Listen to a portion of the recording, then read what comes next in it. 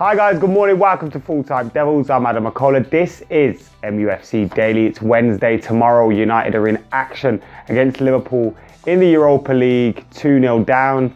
Not looking forward to that one, to be honest. Although in the back of my mind, I keep thinking it could be a classic European night at Old Trafford. Anyway, enough of that. Let's get stuck in to the latest Manchester United news.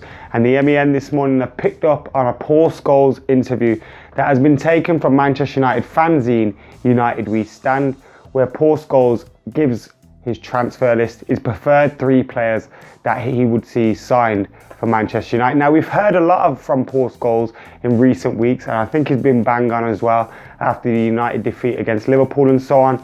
And in his new role as BT, we get to hear from him a lot. But speaking to the fanzine United We Stand, and you should give them a support, by the way, Red News and United We Stand. If you're ever at a game and you see people selling fanzines, buy one. It's cheaper than a beer and they're worth it as well.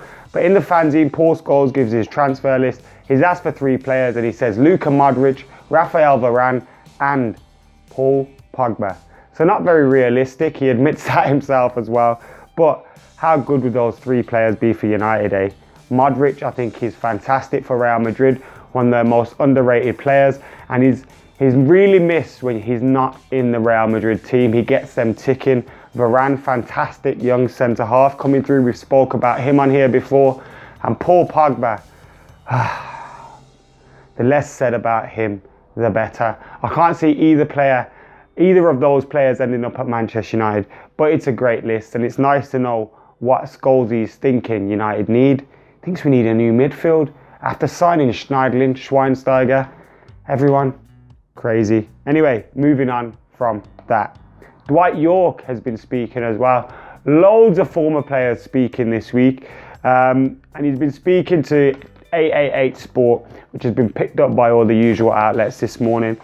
Unacceptable level of football is branded it at the moment under Louis van Gaal. Again, you have to agree with him. But then he went on to say Ryan Giggs should without doubt be the next Manchester United manager.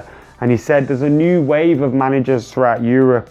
Pep, Pochettino, Zizou, Luis Enrique, Conte, Gary Neville, and Ryan Giggs should follow in their footsteps and become Manchester United manager. Now, for me, I would want nothing more than for Ryan Giggs to become United manager and to be a huge success. That is, of course, the dream. But at the moment, after what looks like 2 failed managers following Sir Alex Ferguson, I don't think Manchester United are in a position to risk that. The reward is great, but the risk is so huge. Imagine another year or 2 of a lack of success or a lack of progress. It would send us further behind the clubs that we're chasing at the moment. So I don't think Giggs should be the first choice for the next Manchester United manager. And that's why I think a lot of people have suddenly said Jose's the man, because he would come in and steady the ship and maybe get us some instant results, which is what we need at the moment. But yeah, Yorkie saying that, it doesn't make sense to me, because Conte managed 4 Italian teams before heading to Juve, including Bari, Atalanta, Siena. Guardiola revolutionised Barcelona B. Pochettino was at Espanyol and Southampton before ending up at Spurs. And Zidane, Neville, have there really been successes? We still have to wait and see on that one. So I disagree with him on this new wave of manager stuff. Of course there's going to be a new wave of managers. Like there's a new wave of players every year, but that doesn't mean they're better than the ones they're replacing, as great players they were. So yeah, bit of a strange one. And there's been a lot of people coming out at the moment, ex-players, clamouring for Giggs to be our next manager. So yeah, what do you think about that? Do you want Giggs as our next manager? Comment below. And to wrap it up, West Ham, obviously we've got them in the FA Cup game as well.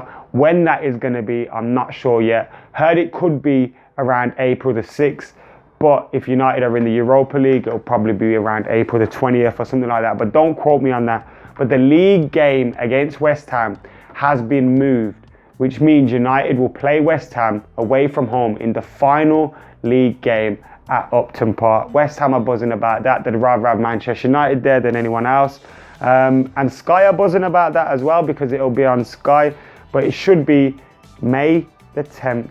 If United are still in the Europa League though, it could be moved to the 11th, I think, if I've read that right. And Palace at home has been moved to Wednesday, April the 20th as well. So another midweek fixture for us. Anyway, that's it from me today, guys. But before I go, I want to say, go check out the Liverpool preview. I wasn't in it this week, so it's absolutely fantastic. And make sure you hit that subscribe button, because at Full Time Devils, we're edging so much closer to that 250k mark. Remember, it's free, you don't have to pay anything, just hit the red button, subscribe, happy days, and you get all our new videos first. For now though, guys, see you later. It's the second leg of the Europa League. I can't even be bothered. We're 2-0 down against Liverpool, and with Abdullah and Howson outside Old Trafford. Guys, can we overturn that 2-0 deficit? How do we do it?